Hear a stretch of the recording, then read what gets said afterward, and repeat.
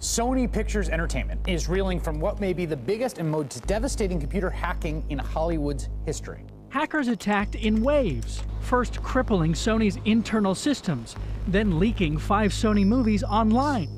Today, the U.S. government pointed the finger of blame directly at North Korea for the devastating cyber attack against Sony Pictures. Sony pulling the plug on the interview, saying it will not show the controversial comedy about an assassination attempt on North Korea's leader.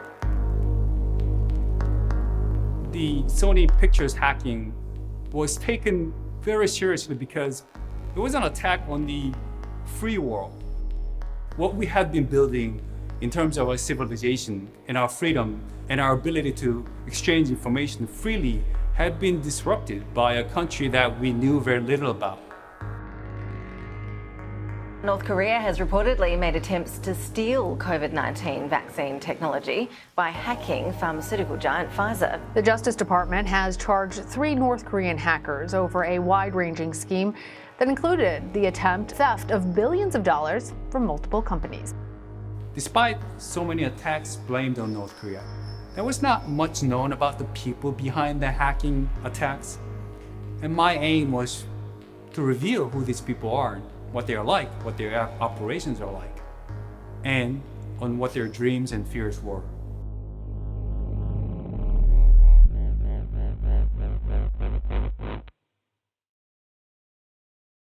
My name is Sam Kim. I'm a reporter for Bloomberg News, and I wrote a story for Business Week about North Korean hackers. My story is about people who are sent from North Korea to countries like China to hack for the regime, spy on enemies, and make money.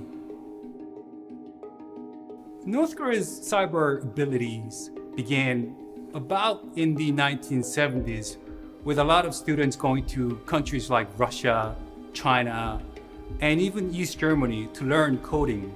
It was aimed at improving the productivity of factories at home.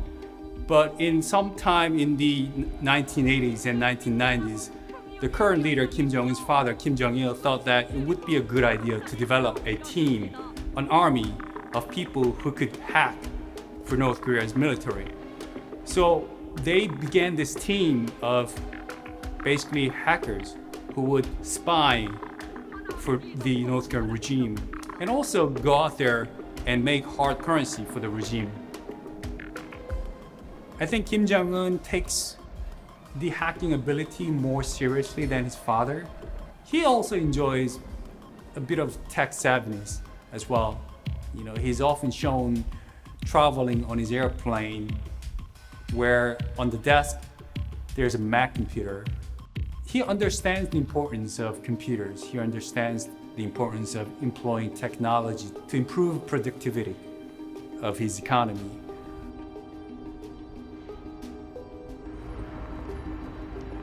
North Korea is an isolated country with its economy pretty much dilapidated nowadays. It's been under increasing pressure and sanctions from the US and the international community, basically. It does not have the resources and money to build the kind of conventional weapons that other countries are able to build. So what happens is North Korea concentrates its resources on building nuclear arms and missiles, which experts call basically asymmetrical weapons. It's the kind of weapons that gives North Korea an instant edge.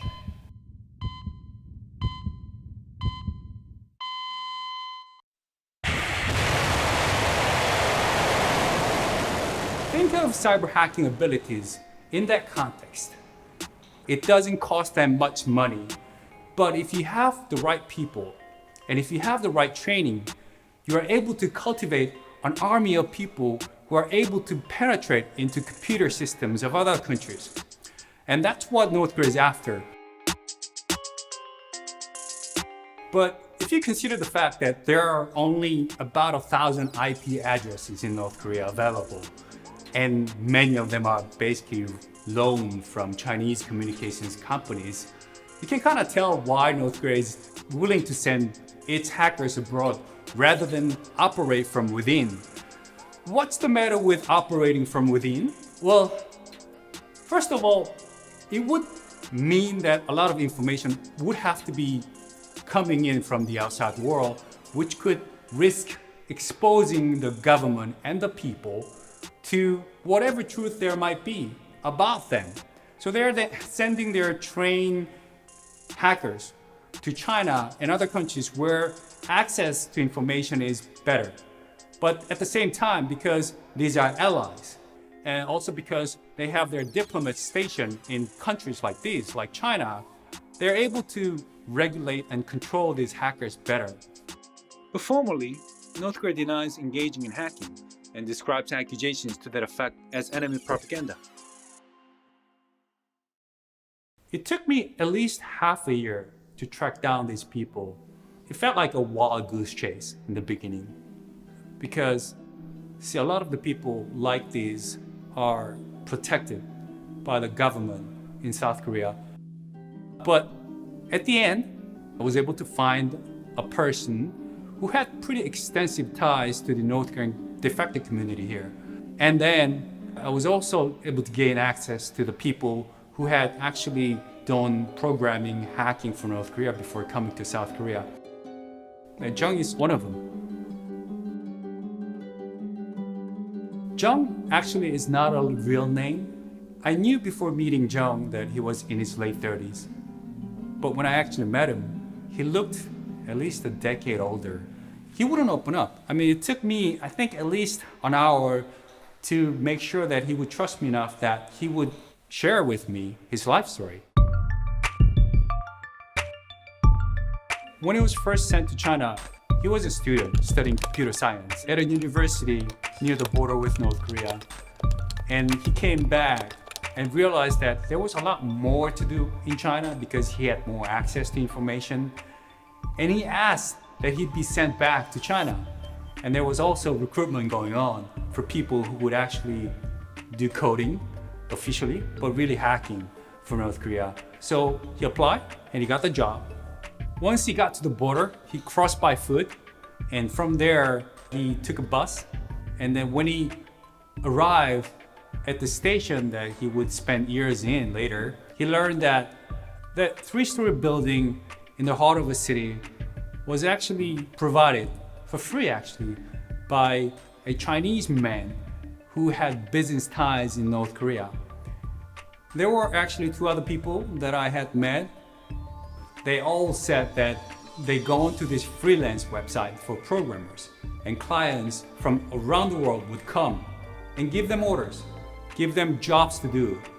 Some of the jobs given to Jung were cracking open commercially successful antivirus programs. And once he was able to open that up, he replicated that program into another product, which his client would repackage as a whole different product to be sold to other people. He also created what we now call bots. There are very popular online games, including Lineage. He would create a bot that would just roam around without any supervision from the user and basically trade items with other users on that game. He would grow that bot on Lineage and sell it for almost $100. Another defector said the money from clients was wired primarily via PayPal to accounts controlled by minders because they were the only ones with access to legitimate bank accounts. Jung had to make at least $100,000 a year, and he doesn't get to keep most of it. Actually, most of that money goes to the minders, to the North Korean regime. But if you don't meet the quota, and the minders will make sure that they'll put enough pressure on you. And if that happens repeatedly, you will face the growing odds of being sent back home. Among the three people that I spoke to, there's a common thing that they all tell me, which is that on every Saturday, they have to do this propaganda session, which is basically about gathering all the hackers together into a room, and they have to recite whatever messages, whatever lines come from Pyongyang about the Kim family, about socialism.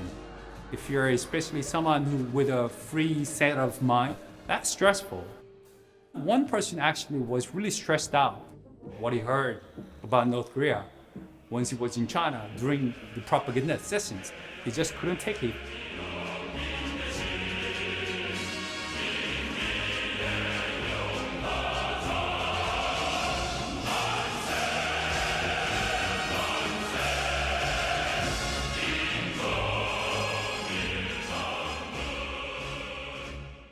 Jung was a senior member of the unit that he belonged to, and he was good at Chinese as well. Whenever a senior North Korean official came from North Korea to check on the hacking units in China, Jung would accompany that official. He doesn't provide me details, but he calls it unsavory incident that happened between him and an official that he was traveling with. And that altercation prompted him to defect. But there was no one that he could turn to after defecting. He would, in disguise, roam around China. He told me that he actually enjoyed it. He actually enjoyed the freedom of, not being known to anybody, just roaming around a country that was huge. How did he make the money that he needed to carry on? He did the same thing he did, at the North Korean unit. He would take orders, he would reverse engineer software to make money. But at one point, he said he was just sick and tired of it all of a sudden. He wanted to find a place where he could just settle down. And he contacted South Korean authorities. Now, he lives in Korea. He met a woman here. Last time I checked, they had a baby. He works for a software company, ironically, an antivirus company. What keeps coming up in my head, even long after I spoke to these people, is there was one common thing about them, which was the sense of disillusionment. Once they had access to outside information, once they were able to freely roam in the internet, there was a spark. And once they realized that there's a discrepancy between what they think is really happening and what North Korea is telling them every Saturday morning, that's when the spark gets bigger. That little fire is what eventually drives them to decide to leave, even if it takes a huge risk on their lives.